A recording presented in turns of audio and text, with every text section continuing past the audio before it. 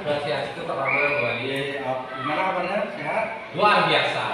Nah, begini Paman, yang dari CGP Akademi 7 mau melakukan wawancara tentang kasus-kasus yang Paman alami di sekolah ini. Yang pertama, selama ini bagaimana Bapak dapat mengidentifikasi kasus-kasus yang merupakan dilema etika atau bujukan moral? Ya, terima kasih Pak Man atas pertanyaannya, dan selamat datang dulu Pak Man di sekolahnya Tia di SD 15 Tanjung Puri, di mana Niki merupakan tugas yang pertama kali di sekolah Niki. Nah, terkait dengan pertanyaan yang Pak Man sampaikan kepada kami di sini adalah mengidentifikasi kasus-kasus yang sudah pernah terjadi di sekolahnya kami. Nah, sesuai dengan informasi yang kita terima dari teman-teman di sini bahwa sebenarnya kita di sini tidak pernah mengidentifikasi kasus yang ada di sekolah kami. Tentunya dalam hal ini kami selalu melakukan identifikasi sih ya, tapi tidak terlalu khusus ya. Jadi identifikasi yang telah kita lakukan di sini adalah kita mengenali dulu kasusnya seperti napi. Nah, setelah kita mengenali, kemudian baru kita menyimpulkan dari apa yang menjadi kasus itu. Nah, setelah kita simpulkan, baru kita bisa mengambil keputusan apa yang sebaiknya kita lakukan, tapi kembali lagi kepada keputusan yang selalu berpihak kepada murid. Itu yang pertama kami lakukan di sekolahnya kami sendiri. Nah, untuk pertanyaan yang kedua, Pak, selama ini bagaimana Bapak menjalankan pengambilan keputusan di sekolah, terutama untuk kasus-kasus di mana ada dua kepentingan yang sama-sama benar atau sama-sama mengandung nilai kebajikan? Ya, terima kasih Pak Man atas pertanyaannya. Nah, terhadap kasus yang memiliki sama-sama benar nilai etika dan kebajikan itu ya tentunya dalam hal ini kita selalu berkolaborasi dengan teman. Artinya apa yang menjadi keputusan kita sama teman itu selalu kita ungkapkan, kemudian kita memberitahu kepada guru-guru itu. Tetapi dalam hal ini adalah keputusan yang selalu kita ambil itu selalu kita mengedepankan apa yang menjadi kebutuhan murid itu sendiri. Jadi kalau kebutuhan murid itu sifatnya emergensi, itu yang kita lakukan di awal, termasuk juga dukungan dari teman-teman yang harus kita lakukan. Jadi dengan adanya dukungan dari teman sebagai pimpinan itu, berarti kita bisa memutuskan suatu masalah yang memang tidak berpihak kepada murid. Luar biasa, Paman. Paman sudah mengambil keputusan sekolah yang Paman pimpin. Nah, yang pertanyaan yang ketiga dari saya, langkah-langkah atau prosedur seperti apa yang biasa Bapak lakukan selama ini? Nah, langkah yang kita lakukan ketika sekolah kita menghadapi masalah seperti itu, sebenarnya kita tidak punya langkah yang pasti ya, atau prosedur yang baru, jadwal yang terbaru, kemudian jadwal ini harus selesai masalah ini. Tetapi kita kembali lagi kepada masalah yang sifatnya emergensi. Jadi kalau misalnya kita memang perlu masalahnya itu cepat selesai, ya kita selesaikan di awal, kita cepat selesaikan sehingga tidak menunda-nunda. Jadi kita bisa fokus kegiatan yang lebih lanjut lagi. Tidak terlalu menumpuk dan tidak terlalu menumpuk. Semakin cepat semakin bagus nantinya. Nah, pertanyaan selanjutnya Pak, hal-hal apa saja yang selama ini Bapak anggap efektif dalam pengambilan keputusan pada kasus-kasus dilema etika? Ya, menurut yang sendiri yang paling kita anggap efektif dalam mengambil suatu keputusan adalah tentunya kita selalu bermusyawarah sama teman-teman, selalu kita berkolaborasi, kita sampaikan kepada teman-teman, kita sampaikan kepada forum, ini loh masalahnya yang harus kita selesaikan, bagaimana solusinya, bagaimana win-win solusinya yang kita harus lakukan, sehingga masalah apa yang kita alami pada saat itu kita bisa clear, sehingga apa yang menjadi program kita bisa kita jalankan ketika selesai kita menentukan suatu keputusan, sehingga apa yang menjadi keputusan kita bisa diterima di pimpinan, termasuk juga para anggota, para gurunya. Pertanyaan selanjutnya, hal-hal apa saja yang selama ini merupakan tantangan dalam pengambilan keputusan pada kasus-kasus dilema etika? Ya, baik Pak Man, terima kasih atas pertanyaannya. Yang menurut saya selama ini yang menjadi tantangan itu adalah, yang pertama adalah biasalah apabila kita membuat keputusan selalu adanya kontra dan bisa diterima. Nah, ketika keputusannya bisa diterima, artinya kita kan tidak ada perasaan yang bagaimana. Ketika keputusan kita tidak diterima, kemudian kontra terhadap teman-teman, nah disitulah tantangannya. Tantangannya bagaimana kita membuat orang yang kontra ini benar-benar kita bisa menjelaskan, benar-benar kita bisa memberikan penjelasan yang pas sehingga yang kontra itu bisa menerima dengan legowo. Itu yang menurut dia selama ini menjadi tantangan. Kemudian yang berikutnya itu adalah kalau saya di sini kan bisa dibilang masih muda lah, teman saya di sini masih senior. Jadi ketika saya berhadapan sama guru yang senior itu, istilahnya dia agak canggung gitu loh. Artinya bahasa-bahasa yang mungkin dia gunakan di sini yang memang benar-benar biar bisa diterima oleh senior-senior saya di sini. Itu yang merupakan tantangan utama Niki yang dia rasakan selama dia menjadi kepala sekolah Niki. Baik, Paman, selanjutnya, apakah Bapak memiliki sebuah tata cara atau jadwal tertentu dalam sebuah penyelesaian kasus dilema etika?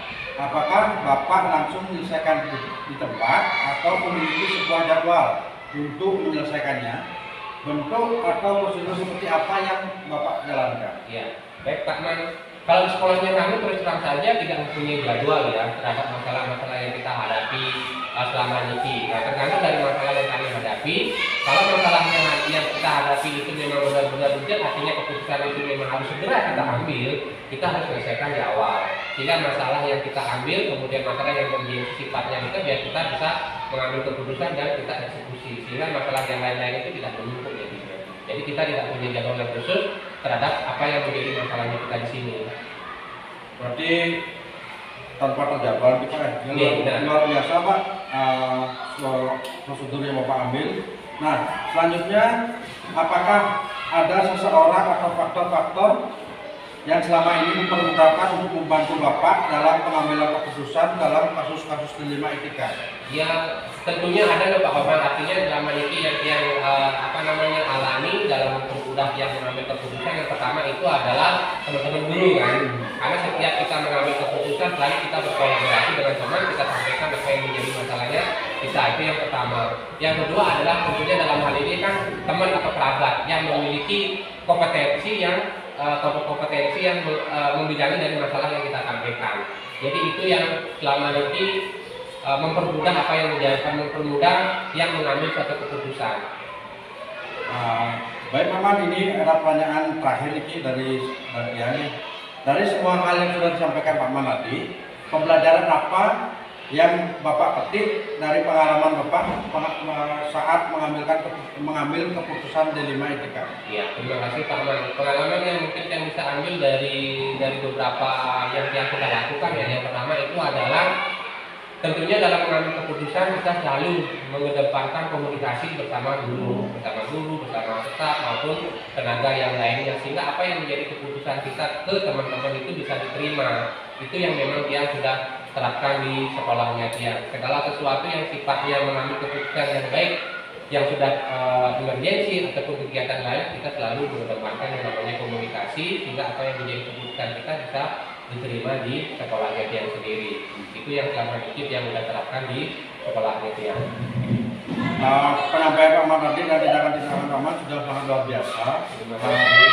Terima kasih Pak Man karena kesibukan Pak Man sudah meluangkan waktu kuliah dan berbagi cerita dan pengalaman Pak Man selama Pak Man menjadi pemimpin di sekolah. Terima kasih Pak Man atas waktunya.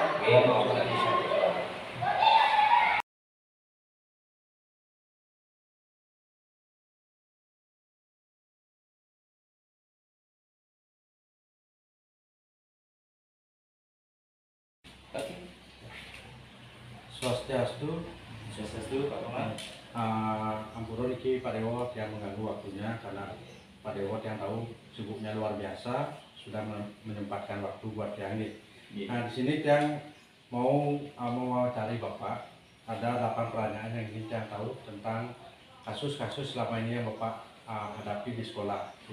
Nah yang pertama yang mau mempertanyakan Pak, selama ini bagaimana Bapak dapat mengidentifikasi kasus-kasus yang merupakan dilema etika atau bujukan moral?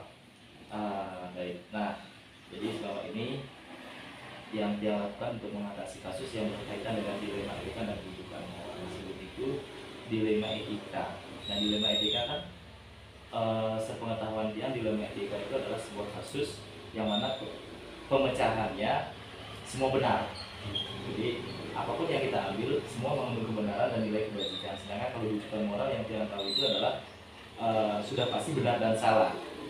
Nah, ketika dia menghadapi kasus yang berkaitan dengan dilema etika, tentu ada hal-hal yang harus dia lakukan. Hal yang paling sederhana yang dia lakukan di sekolah adalah dia menganalisis ini kasus ini masuk ke dilema etika atau menjadi bujukan moral. Ketika menjadi dilema etika, dia berpikir berbasis kekuatan.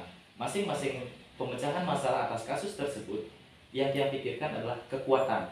Mana yang lebih kuat, yang mana yang bisa menguntungkan lebih banyak pihak, itu yang dia ambil. Sedangkan untuk kasus yang bujukan moral, tentu yang dia ambil adalah pengambilan keputusan yang sifatnya benar, yang salah yang sudah pasti abaikan. Gitu.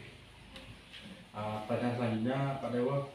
Nah, selama ini bagaimana Bapak menjalankan pengambilan keputusan di sekolah Bapak, terutama untuk kasus-kasus di mana ada dua kepentingan, yang sama-sama benar atau yang sama-sama mengandung nilai kebajikan?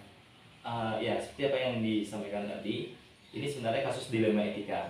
Semua keputusan yang kita ambil benar, kan gitu.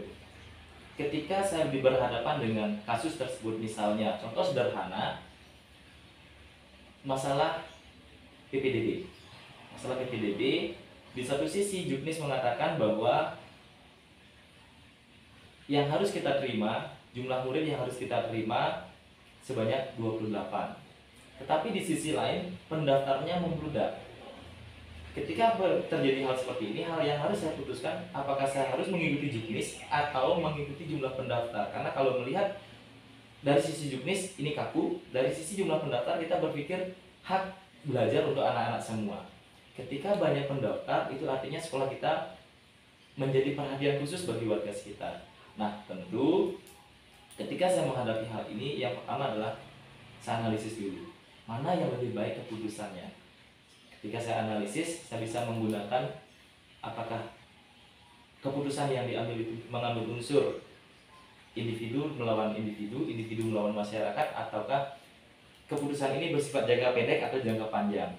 Kemudian dia juga berpikir untuk melihat keputusan-keputusan yang pernah diambil oleh rekan-rekan lain. Jadi yang melakukan uji legal, kemudian uji melihat orang yang pernah mengambil keputusan yang sama, kemudian kita analisis keputusan itu berjalan apa tidak, keuntungannya mana, kemudian kita cek juga kebenaran melawan ketidakadilan seperti itu. Untuk pertanyaan selanjutnya Pak, langkah-langkah atau prosedur seperti apa yang biasa Bapak lakukan selama ini?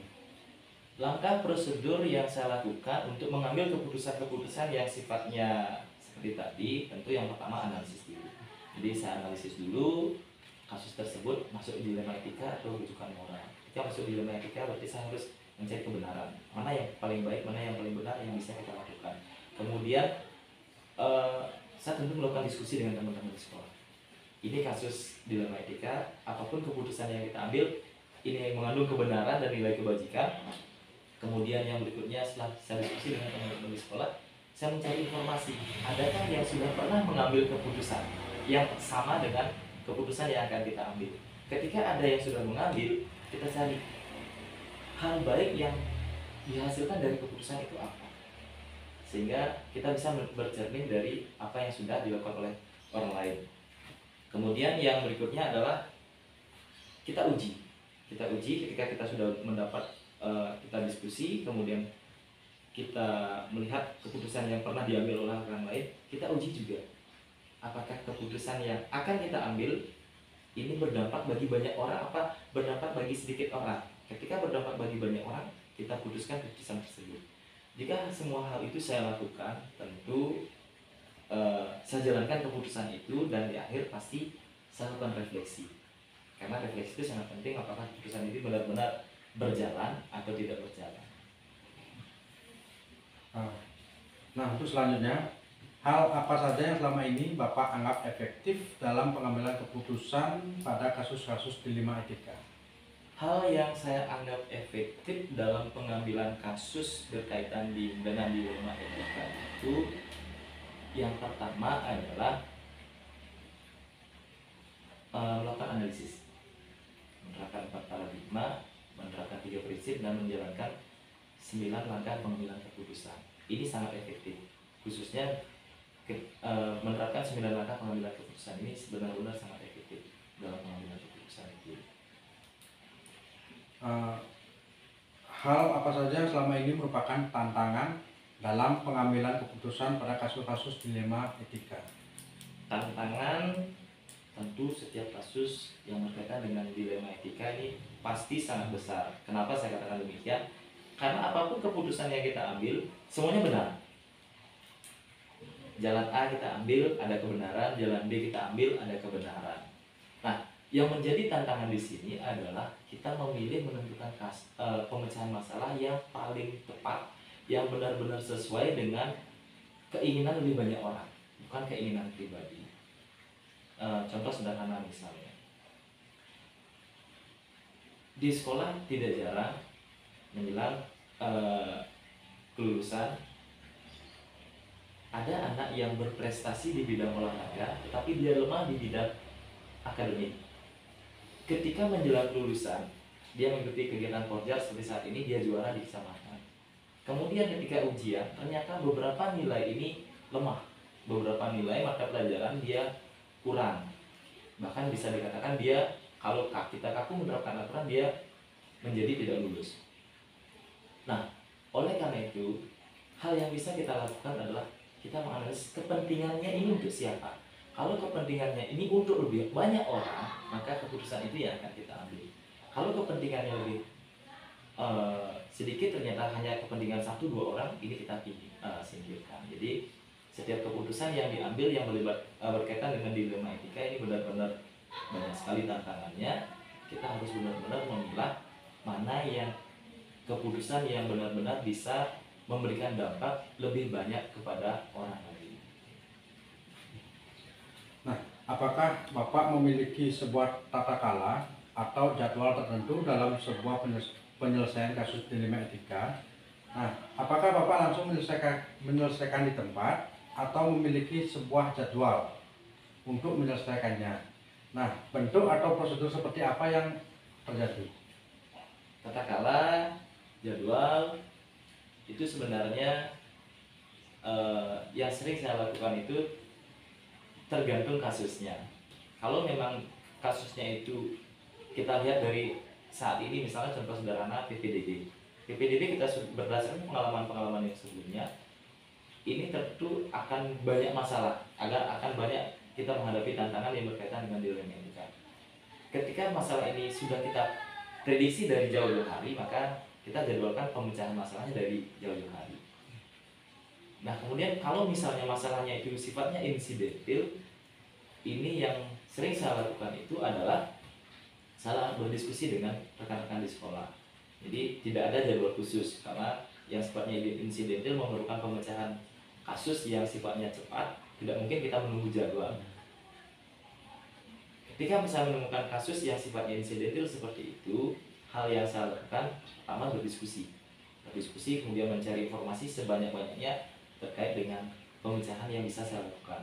Tetapi ketika sifatnya itu sudah kita bisa prediksi dari jauh-jauh hari, seperti yang saya katakan tadi terkait dengan PPDB, maka dari awal kita sudah mempersiapkan. Kita petakan tantangan-tantangan yang kita hadapi ketika PPDB nanti. Apapun tantangannya itu kita pikirkan solusinya. Nah, jadi seperti itu yang sering saya lakukan. Nah, pertanyaan selanjutnya Pak Dewo, adakah seseorang atau faktor-faktor apa yang selama ini mempermudah atau membantu Bapak dalam pengambilan keputusan dalam kasus-kasus dilema etika? Seseorang yang menjadi idola ada. Nah, jadi saya memiliki banyak rekan kepala sekolah yang seumuran juga, yang senior juga ada. Rekan yang menjadi idola saat ini, dia memiliki gaya bahasa yang sederhana tetapi bermakna.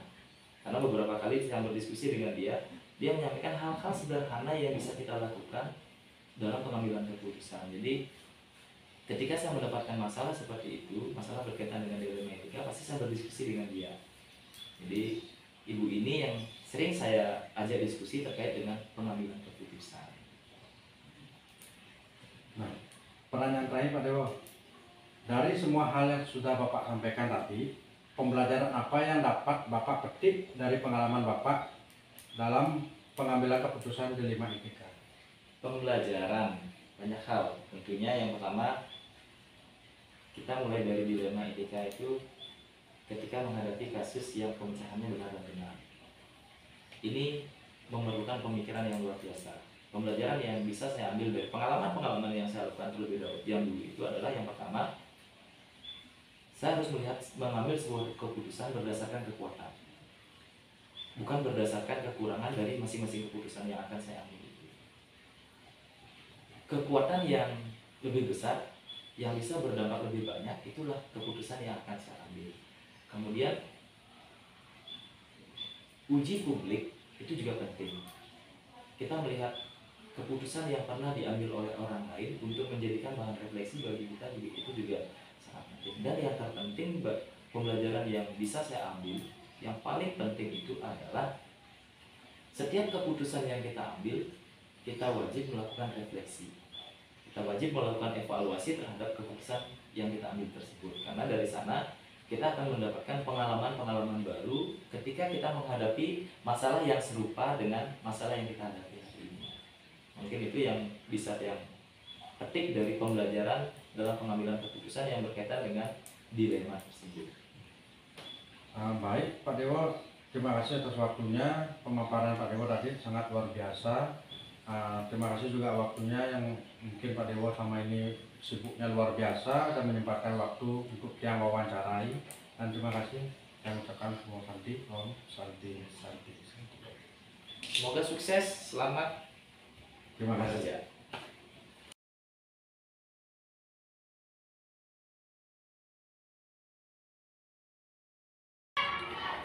Om Swastiastu. Om Swastiastu. Selamat siang mungkin Pak. Moro yang mengganggu waktunya Bapak sebentar. Mungkin yang dari CGP Angkatan 7 Kota Denpasar mau mewawancara Bapak yang materinya adalah kasus-kasus dilema etika. Ya.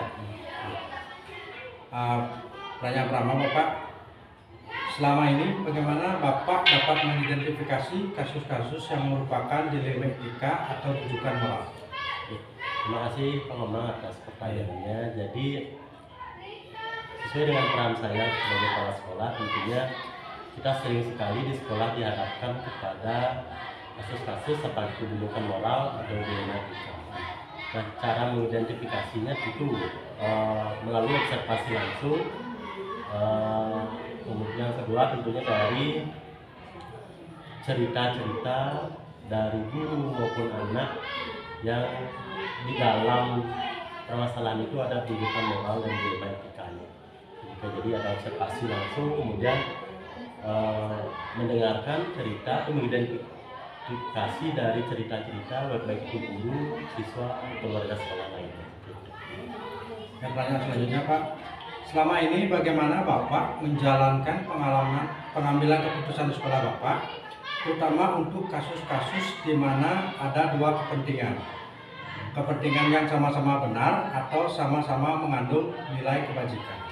Oke, terkait dengan permasalahan, jika masuk nilai benar lawan benar, berarti ada dilema etika di sana. Nah, kalau rujukan moral itu kan berarti benar versus salah ya.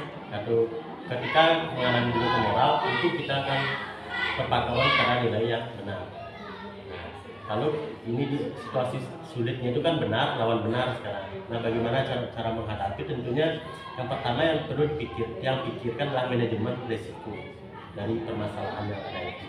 Manakah risiko yang membawa dampak positif yang lebih besar, pasti ke sana arah pengambilan keputusannya.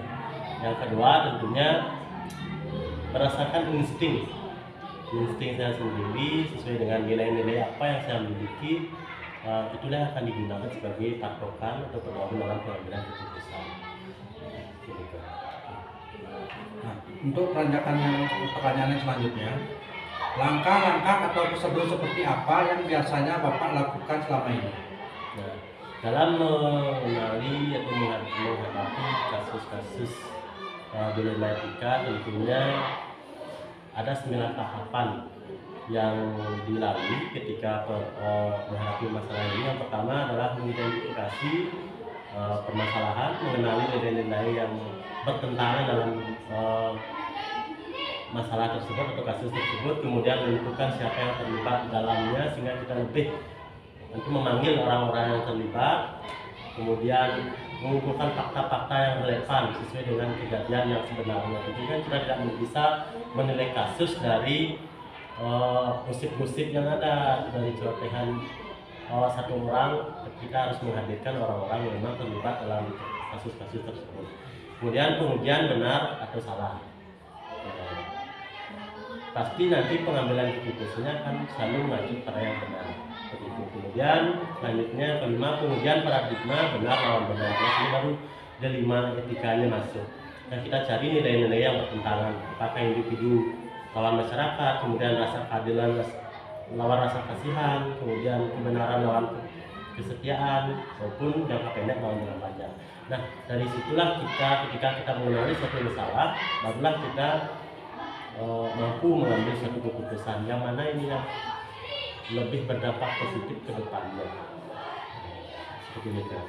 Kemudian yang keenam, lalu melakukan prinsip resolusi. Nah, apakah berpikir kita mengambil keputusan apakah berbasis hasil akhir? Jadi jika kita mengambil keputusan A, bagaimana hasil akhirnya nanti yang kira-kira akan terjadi? Dan apakah berbasis peraturan? Artinya kita aturan sebagai pedoman untuk mengambil satu keputusan. Apabila melawan peraturan, ya berarti itu yang salah, berarti itu. Kemudian ada investigasi opsi dilema. Jadi ada 2 opsi mungkin yang muncul ketika kita menghadapi dilema etika. Kita perlu juga pikirkan opsi dilema nanti. Opsi yang ketiga yang siapa tahu bisa memfasilitasi kedua pihak yang terlibat dalam kasus dilema etika ini. Dari win-win solution istilahnya. Karena kita membuat suatu keputusan, kemudian yang terakhir keputusan yang kita buat itu direfleksikan kembali, apakah benar atau tidak. Dipikir secara matang pelan-pelan. Yang selanjutnya, hal apa saja yang selama ini Bapak anggap efektif dalam pengambilan keputusan pada kasus-kasus dilema etika? Nah, yang dianggap efektif itu adalah langkah-langkahnya itu harus dilalui dengan benar. Itu artinya kita tidak boleh mengambil keputusan secara emosional atau berdasarkan basis relationship. Ini saya lebih dekat dengan ini, jadi nanti ini yang saya bela ya tersendiri. Artinya kita tetap berpikir pada manajemen risikonya, terus menganalisis risiko misalnya berdasarkan 9 langkah yang kita sebutkan tadi tersebut. Jadi itu ketika kita bisa berpikir positif, mengambilkan relationship dan lain sebagainya, kita mampu berpikir jernih, kita mengambil keputusan yang yakin cara itu akan efektif. Nah, selanjutnya, hal-hal apa saja yang selama ini merupakan tantangan dalam pengambilan keputusan pada kasus-kasus dilema etika? Hal-hal apa saja yang selama ini merupakan tantangan? Tantangan saya tentunya karena dilema etika ini kan lawan versus benar lawan benar. Di sanalah tantangannya. Jadi ada 2 nilai yang saling bertentangan, tapi di satu sisi keduanya itu adalah benar, sama-sama benar. Tentunya kembali seperti tadi kita harus memikirkan matang-matang risiko apa yang akan terjadi ketika kita membuat keputusan yang membenarkan salah satu pihak dalam kasus itu. Nah, selanjutnya, apakah Bapak memiliki sebuah tata cara atau jadwal tertentu dalam sebuah penyelesaian kasus dilema etika? Apakah Bapak langsung menyelesaikan di tempat atau memiliki sebuah jadwal untuk menyelesaikannya? Bentuk atau prosedur seperti apa yang Bapak jalankan? Mungkin untuk jadwal penyelesaian lebih efektif ketika dijadwalkan. Karena apa? Ketika kita menemui masalah, otomatis kita belum menggali secara lebih dalam masalah apa yang terjadi. Karena ketika kita mengambil keputusan langsung pada saat itu, mungkin saja keputusan itu diambil secara buru-buru tanpa memikirkan risiko yang akan terjadi. Nah, seperti yang lakukan selama ini di sekolah ini, yang pertama, ketika saya mendengar mengobservasi suatu masalah ataupun mendengar informasi dari guru tentang permasalahan kelas ataupun permasalahan lainnya, yang pertama dilakukan adalah mengumpulkan dulu fakta sebanyak-banyaknya, kemudian pihak siapa yang terlibat, kemudian nilai apa yang bertentangan, apakah ini bujukan moral atau dilema etika. Kalau bujukan moral cepat mungkin saya bisa memutuskan, karena itu faktornya pasti adalah kebenaran. Nah, benar lawan salah kan otomatis kita pilih benar, ini itu cepat. Nah, yang ini kan dilema etika yang seperti Pak Omar sebutkan tadi, di sanalah sulitnya. Nah, tetap saya berpegang teguh pada prinsip 9 tindakan pengambilan keputusan tadi, dan juga berdasarkan insting atau nilai-nilai yang ada dalam diri saya sebagai selaku pimpinan di sekolah ini. Nah, selanjutnya, adakah seseorang atau faktor-faktor apa yang selama ini mempermudah atau membantu Bapak dalam pengambilan keputusan kasus-kasus dilema etika? Oke, faktor-faktor yang selama ini yang gunakan atau berperan penting ketika saya mengalami kasus dilema etika, yang pertama kan nilai kebajikan dalam diri. Karena setiap keputusan siapapun yang jadi pemimpin, siapapun jadi memberikan solusi nanti, pastinya keputusan yang diambil itu berpegang teguh pada prinsip-prinsip nilai-nilai yang ada. Jadi saya sebisa mungkin mengambil keputusan berdasarkan nilai kebajikan yang ada dalam diri. Artinya perspektif menghadapi satu masalah itu harus luas gitu. Nah, kita tidak bisa menyelesaikan masalah dari satu sudut pandang saja. Nah, kemudian selain diri sendiri yang membantu, tentunya ada rekan-rekan guru yang sering ajak diskusi. Tentunya yang berada di luar dari kasus yang terlibat dalam kasus ini. Kemudian ada kepala sekolah lain, kolega-kolega lain juga yang ikut di program guru penggerak ini, mempunyai pengalaman yang sama, tentunya bisa diajak sebagai untuk teman diskusi ketika mengalami satu masalah yang sama ini, untuk membuka perspektif kita. Siapa tahu seperti yang tadi opsi trilema itu, siapa tahu kita memikirkan dua opsi, kita berdiskusi dengan pihak lain, kita mendapatkan opsi trilema ini yang merupakan win-win solution dari kasus dilema etika yang dihadapi. Nah, pertanyaan terakhir nih Pak, dari semua hal yang telah Bapak sampaikan tadi, pembelajaran apa yang Bapak dapat petik dari pengalaman Bapak dalam pengambilan keputusan dilema etika? Oke. Nah, pengalaman penting tentunya setiap yang menyelesaikan masalah tentunya ada pengalaman berharga di sana yang dia dapatkan. Apalagi ketika yang mampu menyelesaikan satu masalah yang berbasis pada opsi trilema yang tidak menjatuhkan satu pihak, tapi kita bisa mencari win-win solution, di sana pasti pengalamannya sangat berharga. Jadi pengalaman tersebut ketika saya menyelesaikan 1-2 masalah yang terjadi di sekolah itu akan menambah pengalaman, menambah kematangan yang dalam mengambil satu keputusan. Nah, jadi mungkin yang dulu sebelum saya mengenal setelah dilema etika atau bujukan moral itu, mungkin perspektif terhadap satu masalah itu mungkin sempit. Kita hanya menilai dari satu pihak saja mungkin. Ketika saya tahu teori ini, yang pelajari dan juga yang alami dari penyelesaian kasus-kasus yang sudah saya lakukan sesuai dengan apa yang saya pahami itu, jadi itu menambah kematangan saya selaku pemimpin dalam mengambil satu keputusan. Seperti itu Pak. Pertanyaan yang ampun sudah selesai, yang sudah tahu pengalaman cara mengatasi Bapak tadi sudah menceritakan sangat luar biasa. Yang ucapkan banyak-banyak terima kasih atas waktunya Pak, ya karena Bapak yang tahu sibuknya luar biasa dan sudah menyempatkan waktu luang untuk yang wawancara hari ini. Terima kasih Bapak. Terima kasih Pak Oman, senang rasanya berbagi hari ini, dan sukses terus untuk guru penggeraknya. Mudah-mudahan bisa mengikuti sesuai dengan harapan. Sukses selalu Pak Oman. Terima kasih doanya Pak, yang akhirnya dengan Prof. Santi, Om Santi.